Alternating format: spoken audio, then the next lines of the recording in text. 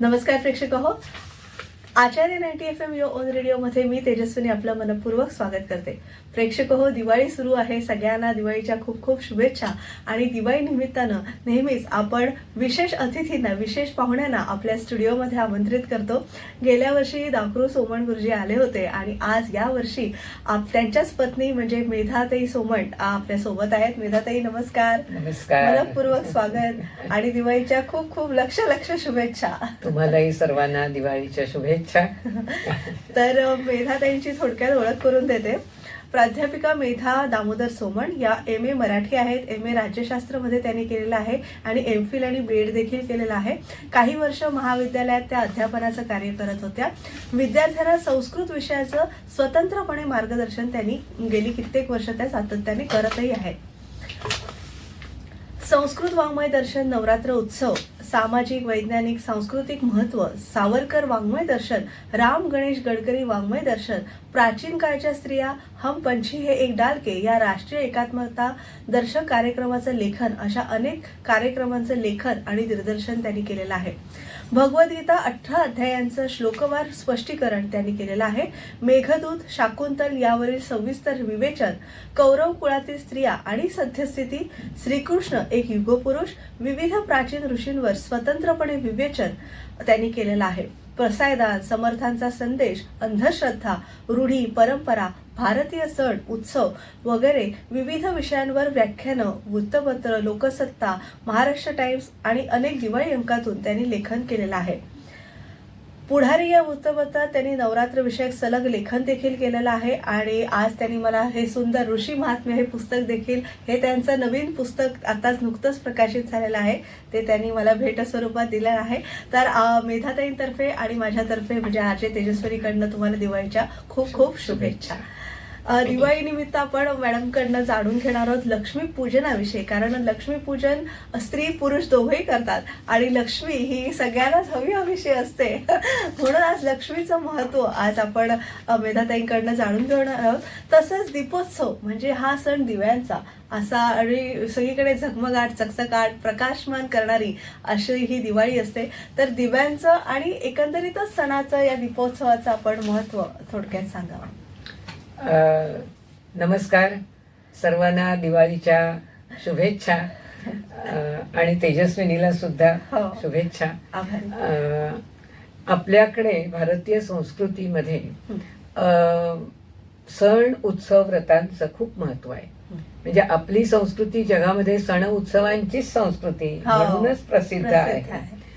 आणि आपल्याकडे जे सण आहेत ना, हे सण हे सगळे निसर्गावर आधारलेले आणि निसर्गाविषयीची कृतज्ञता व्यक्त करणारे असे आहेत. म्हणजे श्रावण महिना म्हटला तरी किंवा गणपती, मुळात गणपतीपासून आपले सण जास्त सुरू होतात. गणपती हा सणच असा आहे की तिथे आपल्याला मातीविषयीची कृतज्ञता व्यक्त करण्यासाठी म्हणून आपण गणपतीची पूजा करतो, पार्थिव गणपतीची पूजा. आणि का तर त्यावेळेला धान्य पेरून झालेलं असतं, लावणी झालेली असते आणि शेती संस्कृती ना आपली पूर्वापार. अजूनही खेडेगावातनं शेतीच जास्त लोक करतायत. आणि म्हणून पहिला नमस्कार कोणाला, तर गणपतीला. म्हणून गणेशोत्सव असतो. त्यानंतर मग आपल्याकडे पितरांची आठवण की ज्यांच्या खांद्यावर आपण उभे आहोत खरं म्हणजे. आणि आपल्या सामान्य कुटुंबातल्या पूर्वजांची काही कोणी बाकीचे लोक करणार नाहीत आठवण, म्हणून आपण त्यांची आठवण करायची. तो पण कृतज्ञतेचाच एक सोहळा असतो. आणि तो संपला की त्यानंतर लगेच नवरात्र सुरू होते. हा नवरात्र हा मातृत्वाचा उत्सव.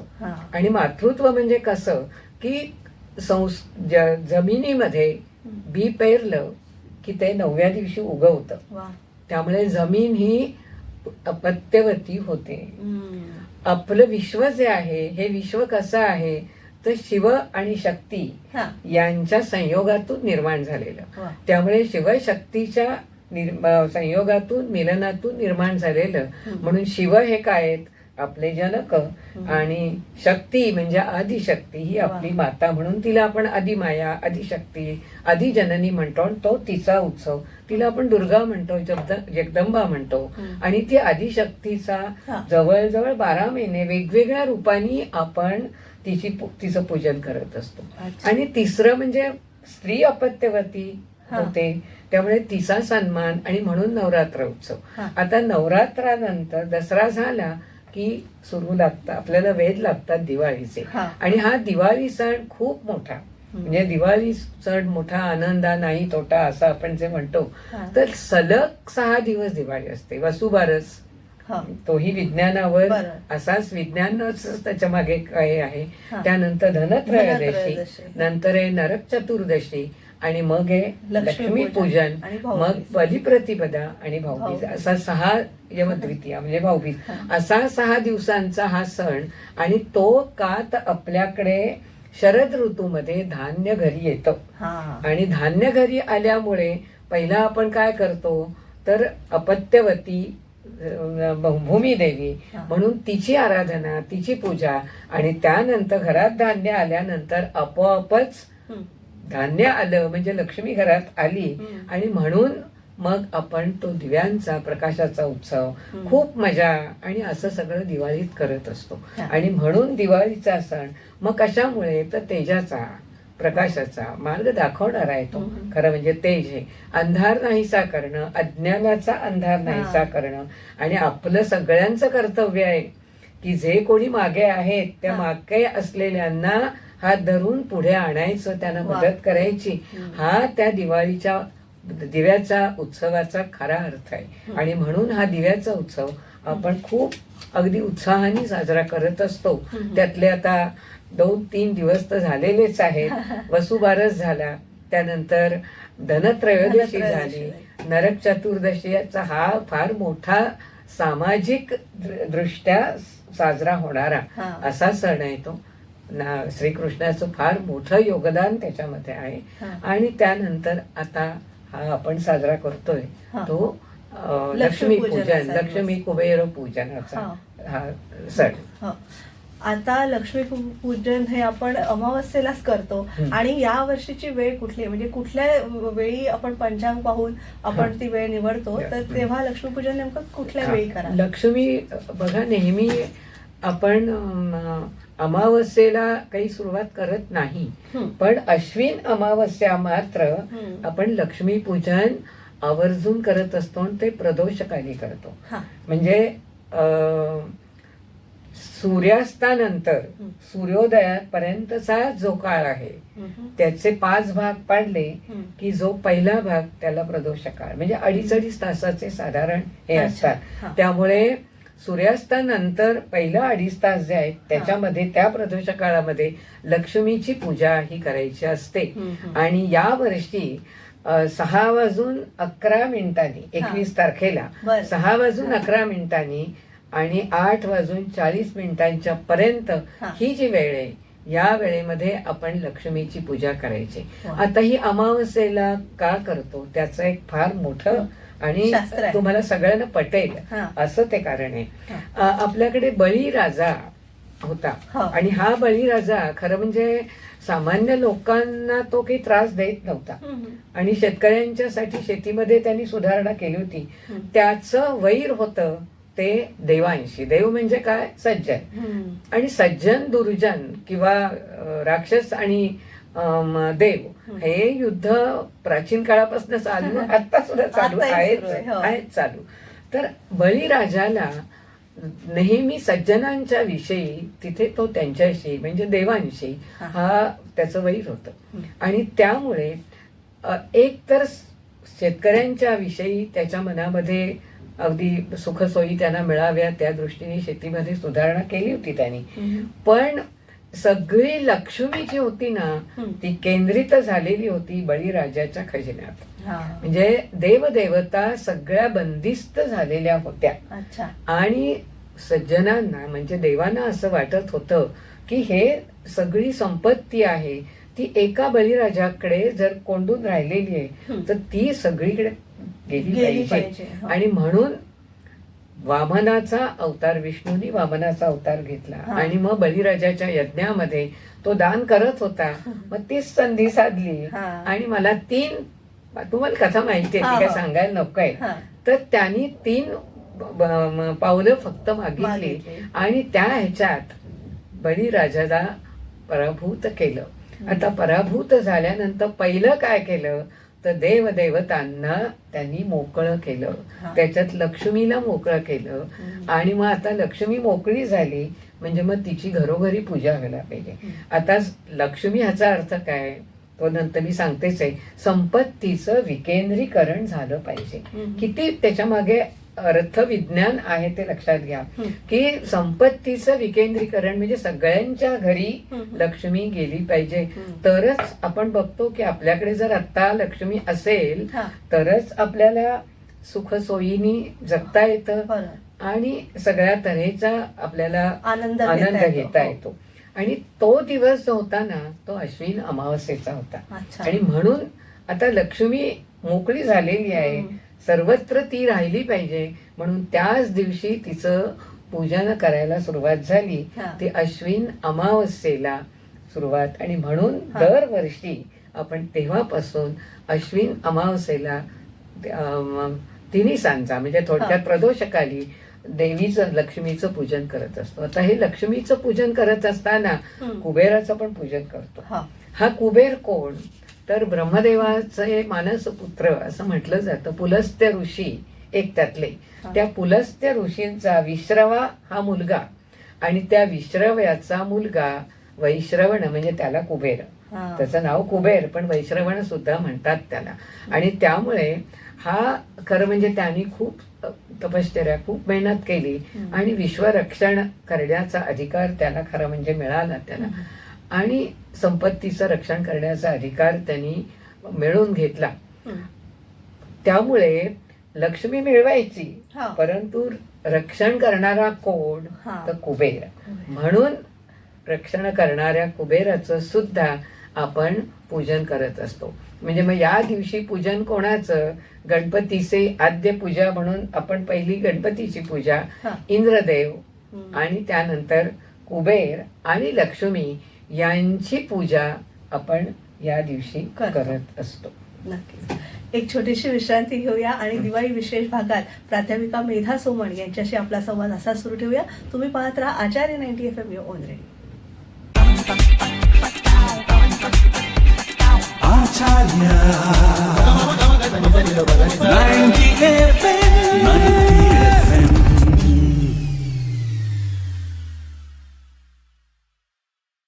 विश्रांतीनंतर तुम्हा सगळ्यांचं पुन्हा एकदा स्वागत. तुम्ही ऐकत आहात आचार्य 90 FM युअर ओन रेडिओ. आणि आज आपण दिवाळी विशेष निमित्त प्राध्यापिका मेधा दामोदर सोमण यांना आमंत्रित केलेलं आहे. आणि आज आपण खास लक्ष्मीपूजनानिमित्त बोलत आहोत.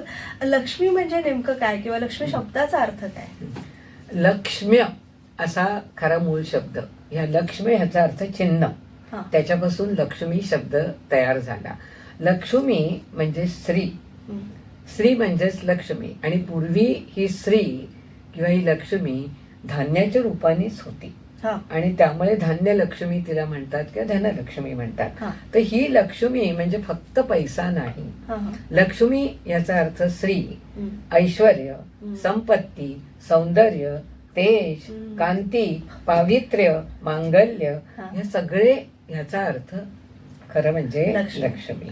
म्हणजे आपल्याला जे वाटतं लक्ष्मी घरात आली तर लक्ष्मी आली म्हणजे या सगळ्या गोष्टी त्याच्याबरोबर असतात. नुसता पैसा याला लक्ष्मी म्हटलं जात नाही. आणि मग ह्या लक्ष्मी ही इतक्या विविध प्रकारांनी आपल्याकडे असते माणसाच्या प्रत्येक माणसाच्या ठिकाणी की तिचे 8 विविध रूप आपल्याला माहिती आहेत लक्ष्मीची. म्हणजे मग ती धन रूपात असते धनलक्ष्मी, धान्य रूपात असते म्हणून धान्य लक्ष्मी, शौर्य रूपात असते म्हणून शौर्य लक्ष्मी, कीर्ती रूपात असते म्हणून कीर्ती लक्ष्मी, धैर्य रूपात असते म्हणून धैर्य लक्ष्मी, विजय रूपात असते म्हणून विजय लक्ष्मी, विद्या ही लक्ष्मीच आहे त्यामुळे विद्येच्या रूपात असते ती विद्या लक्ष्मी, आणि राज्याच्या ह्याच्यात असते राजकारणी लोक असतात सत्ताधारी तर राज्याच्या रूपात असते ती राज्यलक्ष्मी. असे 8 प्रकारच्या अष्टलक्ष्मी ह्या अस्तित्वात असतात आणि ह्या आपल्याला दिसतात. म्हणजे साहित्याच्या क्षेत्रात म्हटलं तर इतकी विद्यावान माणसं आपल्याला दिसतात. आता दुर्गा भागवतांसारख्या हो. एखाद्या, मग त्या विद्यालक्ष्मी आहे. खरंच. अशा तऱ्हेने वा. शौर्य लक्ष्मी, झाशीची राणी हो. लक्ष्मीबाई, होळकर. अहिल्याबाई होळकर. म्हणजे ह्या झाशीची राणी तर लहान मुलाला घेऊन लढायला गेलेली आहे. म्हणजे ही शौर्य लक्ष्मी आहे. खरंच. अहिल्याबाईंचं सुद्धा शौर्य लक्ष्मी आहे, तशा धैर्य लक्ष्मी. किती संकट त्यांच्यावर आलीत, केवढी तरी संकट, पण त्या प्रत्येक संकटाला तोंड देत हा. त्यांनी राज्य केलेलं आहे. आणि त्यामुळे धैर्य लक्ष्मी म्हणायची ती अहिल्याबाई. अशा अहिल्याबाई होळकर. तर अशा तऱ्हेने आपल्याला लक्ष्मीचे सुद्धा ही रूप हा. बघता येत असतात. हा. अलक्ष्मी सुद्धा काही लोक म्हणतात किंवा असा काही प्रघात आहे, तर आहे. खरंच अलक्ष्मी असते का? आहे. अच्छा. अलक्ष्मी म्हणजे थोडक्यात काय आहे की लक्ष्मीची ही मोठी बहीण. अच्छा. आणि एक आपल्याकडे अशी एक समजूत आहे म्हणा, किंवा आपल्या एक प्राचीन काळापासूनचा एक कल्पना आहे की हा. समुद्र मंथन झालं हा. आणि त्या समुद्र मंथनात पहिलं जर काय बाहेर आली असेल तर ती अलक्ष्मी आली. हा. अलक्ष्मी बाहेर आली. हा. आणि ही अलक्ष्मी लक्ष्मीची मोठी बहीण. हम्म. ही अलक्ष्मी म्हणजे काय तर अस्वच्छता, हम्म. दारिद्र्य, आळस, अंधश्रद्धा, असूया, द्वेष, मत्सर, कलह, भांडण, हा. हे सगळं जे आहे ना म्हणजे अलक्ष्मी. आणि त्यामुळे प्रत्येक वेळेला आपल्याला असं वाटतं की अलक्ष्मी बाहेर जाऊ दे. बरोबर. म्हणजे आता श्री सुक्तात सुद्धा त्यांनी म्हटलेलं आहे की क्षुत पिपासा मलाम ज्येष्ठाम अलक्ष्मी नाशयाम्यहम. म्हणजे क्षुधा आणि तहान, भूक अशा तऱ्हेचं जिच्याकडे आहे, म्हणजे सतत क्षुधा याचा अर्थ भूक लागलेली आहे, सगळ्याच्याच प्रकारची भूक. आज माणसाला अनेक प्रकारची भूक असते आणि ती पुरीच होत नाही. तर असं ज्या ठिकाणी आहे अशी तुझी मोठी व्यंजष्ठाम ती पहिल्यांदा मी नष्ट करतो किंवा नाहीशी करतो. आणि अभूतीम असमृद्धीम च सर्वान निर्णुदमे गृहात. माझ्या घरातून हे अभूती म्हणजे अकल्याण, असमृद्धी, हा जो काही कलह किंवा हे सगळं माझ्या घरात हे बाहेर जाऊ दे. पहिलं माझ्या घरात बाहेर जाऊ दे. आणि ते बाहेर गेलं त्यानंतर मग लक्ष्मी यावी. म्हणून आपल्याकडे बघा अलक्ष्मी, या अलक्ष्मीचं वाहन काय आहे तर गाढव, आणि तिचं शस्त्र काय तर झाडू. आपल्याकडे झाडूची पूजा करतात, ती त्यामुळे करतात. अलक्ष्मीचं शस्त्र झाडू आहे आणि म्हणून पहिल्यांदा झाडूची पूजा करायची. आणि मग आपल्याकडे पद्धत आहे बघा, आणि आता सुद्धा चालू ह्याच्यात की दिवाळी आली की त्याच्या आधी स्वच्छता आपण करतो. ही स्वच्छता कशाला तर अभूतीम असमृद्धीम च सर्वान निर्णुदमे गृहात. माझ्या घरातून हे सगळं जाऊ दे. मग स्वच्छता काय, मग घरातली अडगळ नाहीशी करायची, घरातलं जुनंपण असेल ते बाहेर द्यायचं, आणि सगळं नवीन काही काही वस्तू खरेदी करतो.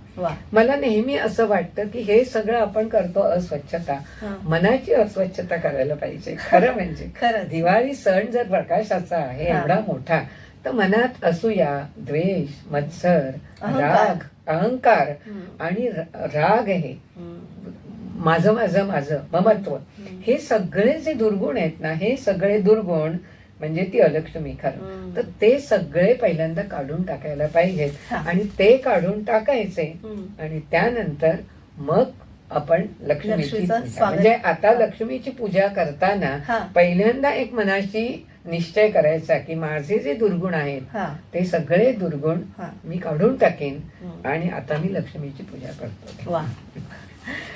लक्ष्मीची प्रतीक पण असतात, हो, ती कोणती आणि त्यांचे अर्थ त्यानुसार थोडंसं सांगा. लक्ष्मीची प्रतीक म्हणजे पहिलं म्हणजे लक्ष्मी कमलासनावर बसलेली आहे, म्हणजे कमळ हे तिचं एक प्रतीक आहे.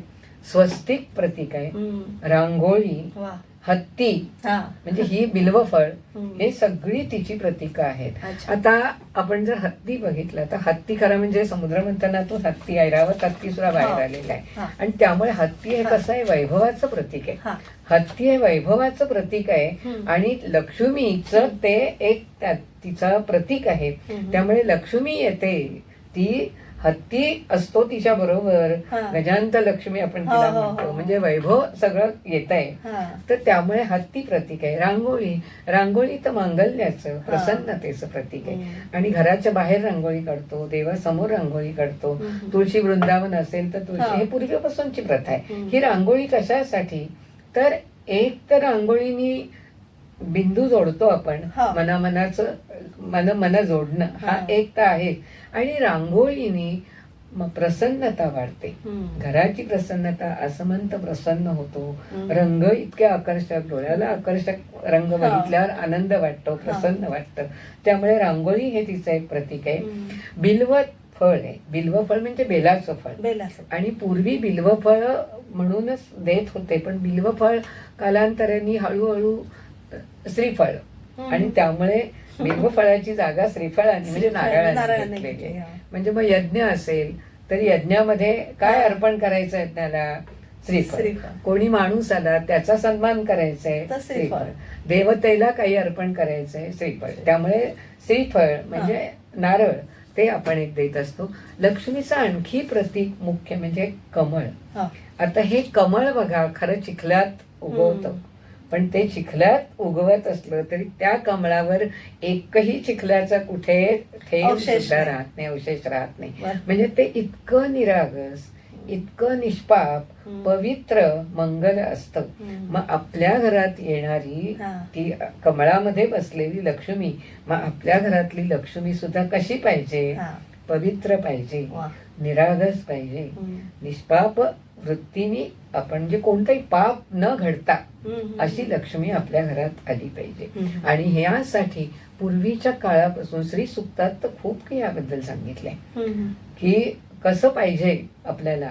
म्हणजे त्या काळातली उच्च संस्कृती आपल्याला, हो. म्हणजे दर्शन संस्कृतीची होतं. श्रीमंती हो, हो. आपण म्हणतो, ते आपल्याला दिसून येतं. हम्म. की लक्ष्मी हवी, पण ती लक्ष्मी सुद्धा कशी हवी, हा. तर देणारा आणि घेणारा समाधानी पाहिजे. हम्म. देतानाही मोठ्या मनाने द्यावं, हा. आणि घेणारच शोषण होणार नाही अशा हा. रीतीने, आणि घेणाऱ्यांनी सुद्धा असंच घ्यावं की देणाऱ्याकडनं लुबाडणूक होणार नाही. हम्म. म्हणजे हे जे आहे ना, हे लक्ष्मीच्या काय म्हणतो विचार करताना आपल्याला कमळामध्ये राहणारी प्रतीक आहे कमळ हे. हो, हो, हो. आणि ते निरागसतेचं, निष्पापतेचं, पवित्र मंगलतेचं ते प्रतीक आहे. हम्म. त्यामुळे आपल्या घरात येणारी लक्ष्मी हम्म. ही आपण कायम लक्षात ठेवावं, हम्म. की ती लक्ष्मी ही कष्टाचीच असावी. हम्म. कारण लक्ष्मीला काय आवडतं, कष्ट. तर कष्ट आवडतात, प्रामाणिकपणा आवडतो, नीतीने राहणारी माणसं आवडतात. हम्म. लक्ष्मी कुठे राहते,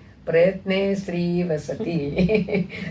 लक्ष्मी राहते ती प्रयत्नात राहते, हा. कष्टाच्या ठिकाणी राहते, नीतीने राहणाऱ्या, प्रामाणिकपणाने राहणाऱ्या माणसांच्या ठिकाणी लक्ष्मी राहत असते. अच्छा. लक्ष्मीची रूप पण वेगळी आहेत, जसे प्रतीक तुम्ही वेगवेगळी हो. सांगितली, हम्म. तशी लक्ष्मीची रूप कोणती हो, आहेत? आता आपण त्याविषयी? मगाशीच लक्ष्मीची हो, रूप अष्टलक्ष्मी, बघितली. हा. अष्टलक्ष्मी हा. म्हणजे धनलक्ष्मी, धान्यलक्ष्मी, कीर्तिलक्ष्मी, शौर्य- धैर्यलक्ष्मी, धैर्य. शौर्यलक्ष्मी, हा. विजयलक्ष्मी, नंतर विद्यालक्ष्मी विद्यालक्ष्मी. आणि राज्यलक्ष्मी, राज्यलक्ष्मी. अशी ही 8 लक्ष्मीची रूप. हा. आणि ती आपल्याला आत्ताच्या काळात सुद्धा आपल्याला दिसतात.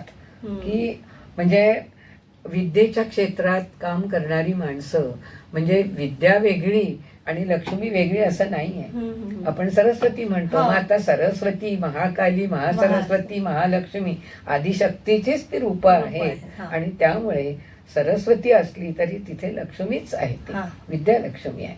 तर अशी प्रत्येक ठिकाणी शौर्य गाजवणाऱ्या, आज तर आपल्याकडे महिला हा. इतके शौर्य गाजवणाऱ्या विविध क्षेत्रात, विविध क्षेत्रात हा, आहेत. बरं. आणि रोज म्हणजे किती स्वतःची ओढाताण होते खरं म्हणजे. खरंच. म्हणजे संसार सांभाळायचा, घरात गृहिणी पद आहे हा. म्हणून घरातलं सगळं सकाळ संध्याकाळ जेवण खाण ते करायचं, हा. मुलाबाळांचं मुलांचं करायचं, संगोपन, सासू सासरे असतात त्यांचं करायचं.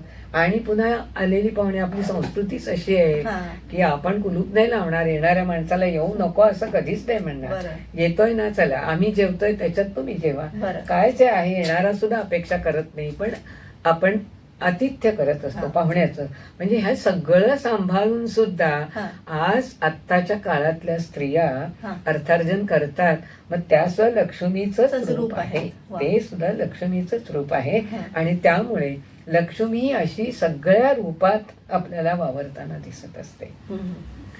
नक्कीच बरंच लक्ष्मीविषयी जाणून घ्यायचं आहे. आज लक्ष्मीपूजनाच्या निमित्तानं एक छोटीशी विश्रांती घेऊया आणि प्राध्यापिका मेधा सोमण यांच्याशी आपला संवाद असाच सुरू ठेवूया. तुम्ही पाहत राहा आचार्य 90 FM on radio. Acharya 90 FM 90 FM.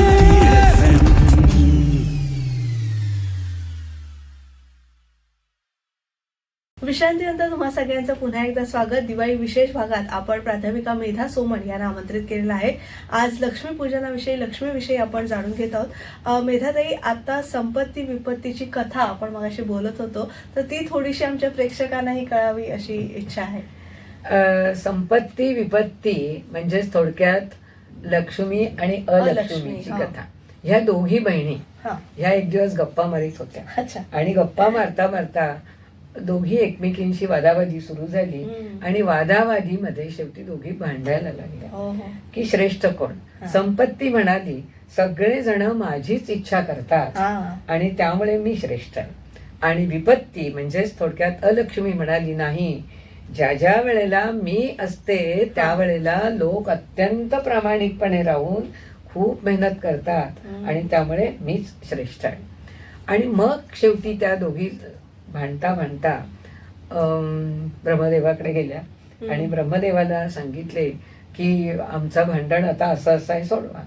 Brahmadev म्हणाला, ठीक आहे, मी सांगू का, पृथ्वीवर एक भारत नावाचा देश आहे आणि त्या भारत देशामध्ये मी तुम्हाला सांगतो त्या ठिकाणी बरेच विद्वान लोक आहेत, पण एक विद्वानांचा मी तुम्हाला सांगतो, त्या ठिकाणी तुम्ही जा, ते तुम्हाला बरोबर मार्गदर्शन करतील.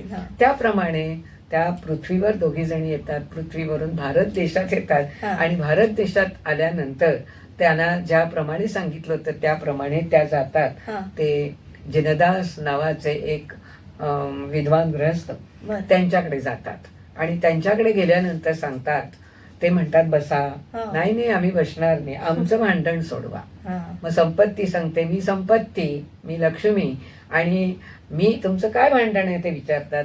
मग ती म्हणते की आम्ही जरी दोघी बहिणी असलो तरी मी संपत्ती, मी लक्ष्मी आणि मी श्रेष्ठ आहे. मलाच सगळेजण माझीच इच्छा करतात. मीच छान आहे, मीच सुंदर आहे. तर बरं म्हणाले. मग विपत्ती म्हणजे अलक्ष्मी म्हणते, नाही, मी ज्या ज्या वेळेला ज्याच्या घरी असते त्या त्या वेळेला लोक खूप मेहनत करतात, प्रामाणिकपणे वागतात, नीतीने वागतात, त्यामुळे मीच हवी असते सगळ्यांना. आणि पुन्हा ती सांगते, जर का तुम्ही माझ्या विरोधात जर बोललात तर मी तुमच्याकडे ठाण देऊन राहीन. आणि संपत्ती म्हणते, तुम्ही माझ्या विरोधात बोललात तर मी लगेच निघून जाईन. असं दोघी जणी बोलतात. आणि जिनदासांना प्रश्न पडतो, पण जिनदास खूप चतुर आहेत, बुद्धिमान आहेत, विद्वान आहेत, प्रचंड वाचन असलेले असे ते गृहस्थ. त्यांनी सांगितले, ठीक आहे, बसताय का. नाही नाही, आम्ही नाही बसत. बरं, मग आता ना तिकडे एक झाड आहे, तर त्या झाडाशी जायचं, झाडाला हात लावायचा आणि नुसतं नाही परत यायचं, झाडाला स्पर्श झाला पाहिजे. त्या झाडाला स्पर्श करा आणि त्यानंतर परत दोघी जणी या. त्यांना थोडा विचार करायला वेळ मिळाला. थोडक्यात काय, त्यांनी तिथे जायला सांगितलं आणि मग दोघी जणी आल्या. आल्यावर अशा दोघी उभ्या. त्याबरोबर पहिल्यांदा विपत्तीला म्हणाले की, विपत्ती, तू ना इथून जात होतीस ना तेव्हा तू इतकी सुंदर दिसत होतीस. आणि त्यानंतर लक्ष्मीला म्हणाले, अगं तू येत होतीस ना त्यावेळेला तू सुंदर दिसत होतीस. दोघी जणी समजल्या काय ते, आणि त्यामुळे दोघीही त्यानंतर तिथून गेल्या. कथा दंतकथा असेल कदाचित किंवा काही असेल, पण आत्ताच्या काळामध्ये तरुण मुलांना असं वाटेल, अरे काय ही दंतकथा, पण यातनं घेण्यासारखं काय आहे. एक तर सांगणाऱ्याचं चातुर्य दोघींनाही दुखावलं नाही, परंतु ज्या वेळेला अलक्ष्मी किंवा विपत्ती हा. एखाद्या माणसांच्या घरामधून जाते हा. त्यावेळेला त्याला आनंद आनंद होतो. आणि ज्या वेळेला लक्ष्मीची पावलं घरामध्ये शिरतात, हा. लक्ष्मी घरात येते, त्यावेळेला घरातल्या सगळ्यांना सगळ्यांना आनंद हा. होतोच. त्यामुळे अशी ही संपत्ती विपत्तीची कथा आपण मुद्दामी लक्षात का ठेवावी, हा. तर आपल्या वागण्यात सुद्धा हा. असंच पाहिजे हम्म. की विपत्ती, संकट किंवा अलक्ष्मी काही वेळेला आपल्या हातून सुद्धा काही प्रमाद घडतात, बरोबर. परंतु निराश व्हायचं नाही. हम्म. म्हणजे कधी असूया, द्वेष, मत्सर आणि अशा कारणाने संघर्ष होतो, भांडणं होतात, कलह होतो, राग येतो, त्यामध्ये काही वेळेला संकट येतात. पण संकट आली म्हणजे निराश व्हायचं नाही. हम्म. त्या संकटात सुद्धा जर का मेहनत करत राहिलं, हम्म. प्रामाणिक मेहनत हम्म. आणि अतिशय म्हणजे नीतीने वागणं, हा. एकाग्रतेने आपलं काम करणं, हा. तर निश्चितपणे आपल्याला यश मिळतं. हम्म. आपल्या ध्येयापर्यंत आपण जातो. हम्म. आणि ज्या वेळेला लक्ष्मी आपल्या घरात येते हा. त्यावेळेला सुद्धा अहंकार असता कामा नये. हम्म. लक्ष्मीला अहंकार आवडत नाही. हम्म. लक्ष्मी कुठे राहते, तर प्रयत्नात राहते. मग असे मी सांगितलं, प्रयत्ने स्त्री वसती. हा. तेव्हा प्रयत्नात लक्ष्मी राहते. म्हणून कष्ट जिथे आहेत, प्रामाणिक कष्ट आणि मेहनत, ध्येय, हम्म. एका ध्येयाकडे लक्ष ठेवून नीतीने वागणं हम्म. जिथे आहे तिथे लक्ष्मी राहतेच. हा. हा. आणि त्यामुळे अशा लक्ष्मीच्या मुळे आपल्याला आनंद आणि समाधान मिळत असतं. म्हणून आपण अशा कथा ज्या आहेत त्या कथांचा मुद्दाम त्यातलं काय बोध आहे तो बोध हा. आपण घ्यायचा घेतो. असतो. नक्कीच. हम्म. आता सगळे व्यावसायिक असू दे किंवा आपले कलाकार मंडळी असू दे, सगळं चोपडा पूजन करतो किंवा वही पूजन हा, करतो. करतात. कारण हो. आपण कलाकार सुद्धा नोंदी हो. ठेवतो, कुठे हो. कुठे आपण बरोबर कार्यक्रम आहे, केला, बरोबर कोणी आहे. हो. कुठल्या हम्म. संस्थेने आपल्याला हम्म. आमंत्रित केलं बरोबर होतं. आहे. आणि सगळे व्यावसायिक तर सगळा हिशोब त्या वहीत हो, लिहितात. आणि लक्ष्मीपूजनाची वही वही- पूजनाची एक वहीपूजनाची फारच पद्धत मोठा आहे. सोहळाच असतो सोहळाच तो. असतो. तर त्याविषयी हा. थोडस छान अशा त्या लाल रंगाच्या वह्या असतात. लक्ष्मी पूजन आपण ज्या वेळेला संध्याकाळी करत असतो, हा. घराघरातून असतं ते लक्ष्मी, गणपती, हा. त्यानंतर फोटोची कुबेर पूजा. वगैरे याचे फोटोची किंवा मूर्ती असेल तर मूर्तीची हा. पूजा करतो आपण. नैवेद्य दाखवतो. मला ह्यांचा नैवेद्य गुळ गुळ खोबरं खोबरं, किंवा हा. धने धने. वगैरे बत्तासा ह्या नैवेद्य आपण अर्पण करत असतो. बरं. परंतु व्यावसायिक जे आहेत, हं. व्यापारी वर्ग, हं. ह्या व्यापारी वर्गाचं नवीन वर्ष म्हणजे विक्रम संवत, हम्म. हा विक्रम संवत हा बलिप्रतिपदा म्हणजे कार्तिक शुद्ध प्रतिपदेला सुरू होणार असतो. हम्म. आणि त्यामुळे त्या वेळेला हा.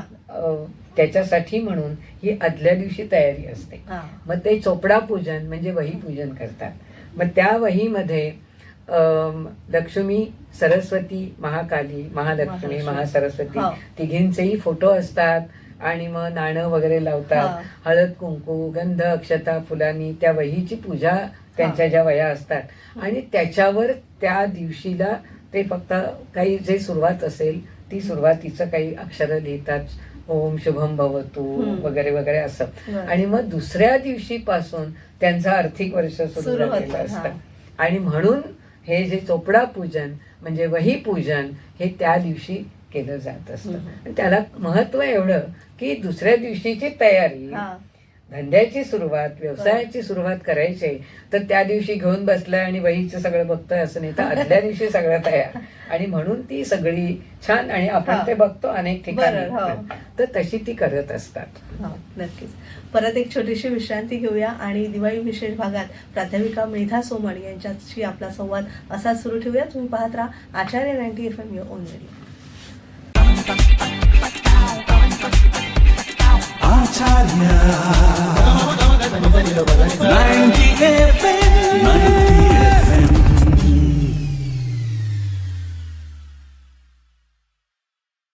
विश्रांतीनंतर तुम्हा सगळ्यांचं पुन्हा एकदा स्वागत. तुम्ही ऐकत आहात आचार्य 90 FM युअर ओन रेडिओ आणि आज आपण दिवाळी विशेष कार्यक्रमात मेधा सोमण यांना आमंत्रित केलेलं आहे. मेधा ताई, मगाशी आपण स्त्री सुक्ताबद्दल थोडक्यात बोललो, पण मला वाटतं स्त्री सुक्ताचं विश्लेषणात्मक थोडंसं तुम्ही बोलावं, कारण स्त्रीबद्दल नेमकं काय आहे ते थोडं उलगडून आमच्या प्रेक्षकांना सांगा. स्त्री सूक्त हे ऋग्वेदामधलं 5व्या मंडलामधलं सुक्त आहे. हम्म. आणि ह्या श्री सुक्तामध्ये 15 ऋचा आहेत आणि 16वी ऋचा ही फलश्रुतीची आहे. हा. आणि या श्री सुक्ताला जोडूनच लक्ष्मी सुक्त म्हणण्याची पद्धत आहे. हा. ह्या श्री सुक्तामध्ये श्री म्हणजे मगाशीच म्हटलं, श्री म्हणजे लक्ष्मी लक्ष्मी, थोडक्यात. हो. म्हणजे सगळे प्रकारही आपण बघितलेले बघितले, आहेत. अष्टप्रकार, हा. हो. तर ह्या श्री सुक्तामध्ये आपल्याकडे पहिल्यापासूनची कृषी संस्कृती आहे, शेती संस्कृती आहे. त्यामुळे या श्री सुक्तामध्ये जे आनंद, कर्दम, चिखलीत आणि इंदिरा सुत हे 4 ऋषी आहेत. या ऋषींनी हे सुक्त रचना केलेली आहे. आणि ह्याच्यामध्ये त्यांनी देवीला प्रार्थना केली, लक्ष्मीला, श्रीला. पण ह्या श्री सुक्ताचे देवता 2 आहेत. एक म्हणजे अग्नी हा. आणि एक म्हणजे लक्ष्मी. लक्ष्मी. आता अग्नी का, हा. तर लक्ष्मी म्हणजे आपल्याकडे पूर्वापार अशी एक प्राचीन काळामध्ये समजूत होती हा. की सगळ्या देवता आकाशात राहतात. हो. मग आता मी जर एखादं काही दिलेलं असेल किंवा हा. तुम्ही कोणी जरी काही अर्पण केलेलं असेल, हा. मग ते त्या देवतेपर्यंत कसं पोहोचणार? हा. म्हणजे मग अग्नीच्या साह्याने ते बरं. द्यायचं. म्हणजे मग बरं. यज्ञ केलेला असायचा हा. किंवा अग्नी प्रज्वलित झाला की त्याच्या ज्वाळा वर वर जातात. जातात, हा. आणि त्या ज्या वर जातात मग धूर जातो, तर त्या वरपर्यंत जातात. म्हणजे त्या देवतेला हा. आपण जे काही हवन केलं असेल हा. ते सगळं देवतेपर्यंत पोचतं. पोचतं. अशी एक प्राचीन समजूत समजूत आहे. होती. हा. आणि त्यामुळे प्रत्येक गोष्ट सांगताना हे 4ही ऋषी हा. आनंद, कर्दम, चिखलीत, इंदिरा सुत, तर हे सगळे सारखे त्या देवीला प्रार्थना करतायत की ताम आव जातवेद. जातवेद म्हणजे अग्नी. अग्नी. तर हे अग्निदेवा, तू आता तिला आमंत्रण कर. कोण ती? तर लक्ष्मी अनपगामिनी. हा. आता ही अनपगामिनी लक्ष्मी, आपण म्हणतो की लक्ष्मी चंचल असते, परंतु हे श्री सुक्ताचे ऋषी एक प्रार्थना लोकांसाठी करतात, ते सामान्य लोकांसाठी, की लक्ष्मी माझ्या घरात आली पाहिजे. ती कशी? अनपगामिनी. हा. गम गच्छती म्हणजे जाणे, जाणे. अपधिक गम अपगच्छती म्हणजे दूर जाणे, अच्छा. आणि न अपगच्छती म्हणजे दूर न जाणे. मग अपगामिनी दूर जाणारी आणि अनपगामिनी म्हणजे दूर न जाणारी. हा. म्हणजे कायम कशी पाहिजे? माझ्याच घरात ती राहिली पाहिजे. वा. आता शेतकरी लोकांचं सगळं काही जीवन आहे ते त्या पावसावर असतं. हो. पाऊस चांगला पडला, वेळेवर पडला आणि मुबलक काही पडला. मुबलक, आणि पुन्हा पिकाला कसल्याही तऱ्हेचं काही हो. दुसऱ्या काही बरोबर. म्हणजे कीड लागणं, अमुक तमुक असं जे आहे ते जर नसेल तर पीक चांगलं येतं, मुबलक येतं. हा. आणि मग असं मुबलक पीक 1 वर्ष, 2 वर्ष, 3 वर्ष म्हणजे आलं लागोपाठ, हा. तर लक्ष्मी त्यांच्या घरात धान्य रूपानी आणि मग धनरूपानी राहते. हा. आणि म्हणून ते सतत प्रार्थना करतायत हा. की माझ्याकडची लक्ष्मी कशी पाहिजे? हा. तर अनपगामिनी, माझ्याकडे कायम टिकणारी हो, स्थिर लक्ष्मी पाहिजे. पाहिजे, स्थिर लक्ष्मी पाहिजे. दुसरं आणखी ते सांगतायत, आणखी एका श्लोकात म्हणतायत, हा. कर्दमेन प्रजाभूता हो. मयी संभव कर्दम कर्दम. हा. श्रियम वासय मे कुले मातरम पद्म मालिनी. हो. आता हे कर्दम याचे अर्थ 2 होतात. हा. एक कर्दम म्हणजे चिखल, हम्म. आणि दुसरा कर्दम याचा अर्थ कर्दम ऋषी. अच्छा. आता हे कर्दम ऋषी हे शेती तज्ञ पण होते, बरं. आणि त्यामुळे शेतीमध्ये काही जर चांगल्या तऱ्हेने मार्गदर्शन मिळालं हा. तर शेतकऱ्याला खूप आनंद, आणि त्याला हा. मार्गदर्शन मिळालं की मुबलक पीक येऊ येऊ शकतं. हा. म्हणून काय प्रार्थना करतायत? कर्दमेन प्रजाभूता. आता कर्दम चिखल याचा अर्थ तो बघूया आपण. जी आपण भेगा पडलेली जमीन बघतो आणि त्या वाहिन्यांवरनं दिसते आपल्याला हा, हा. की शेतकरी काळजी करतोय, बरोबर. आकाशाकडे बघतोय आणि निराश झालेला. भेगा पडलेल्या जमिनीत कधीच धान्य उगवत नाही. हा. म्हणजे जमीन कशी पाहिजे? ओली ओली पाहिजे, पाहिजे. म्हणजे पावसाची पाहिजे, वा.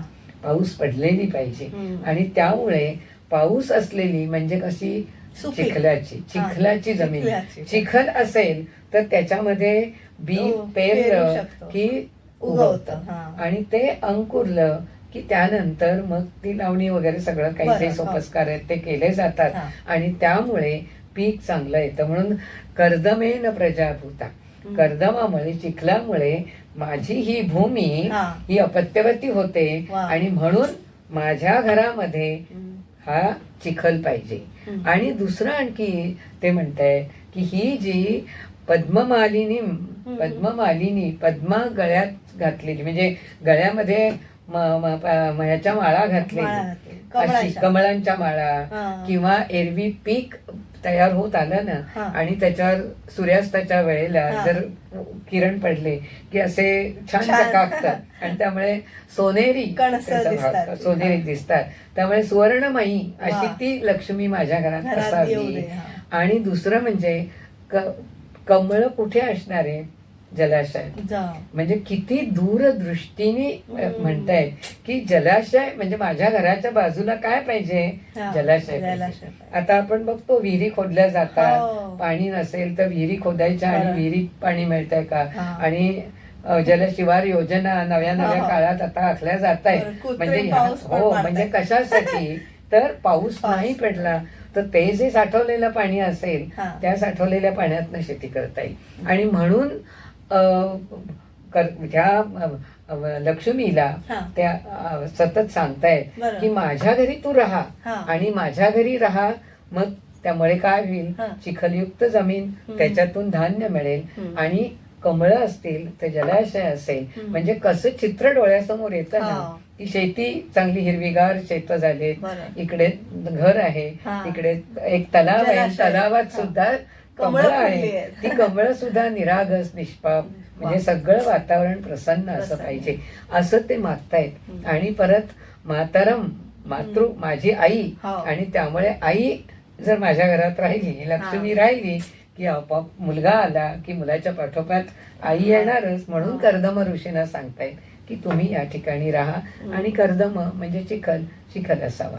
तेव्हा अशा तऱ्हेचं वर्णन हे श्रेयम वासे मे कुले मातरम पद्ममाली, ही श्री म्हणजे संपत्ती, लक्ष्मी, धान्य लक्ष्मी माझ्या घरात राहायला पाहिजे.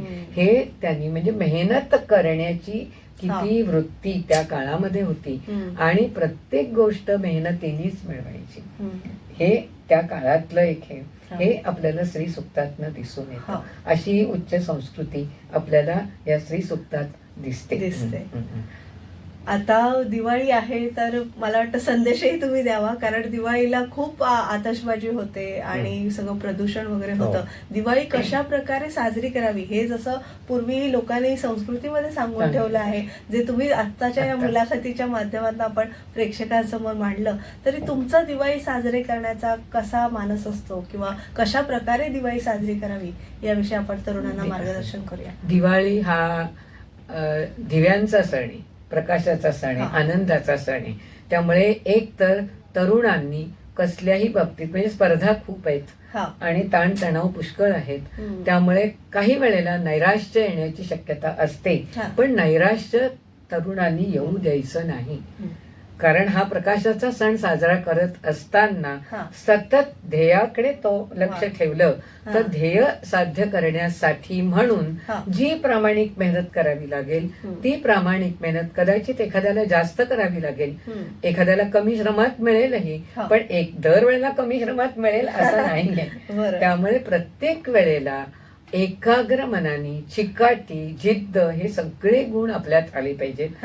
आणि अलक्ष्मी ही जी मगाशी म्हटलं अस्वच्छता किंवा अंधश्रद्धा, जो राग, कलह, अहंकार, द्वेष, मत्सर हे सगळं मनातलं काढून टाकायचं आणि अतिशय निर्मळ आणि अशा निरागस वृत्तीने आपण दुसऱ्याशी वागताना ह्या तऱ्हेने वागलं तर दुसराही आपल्याशी आपोआपच चांगला वागतो.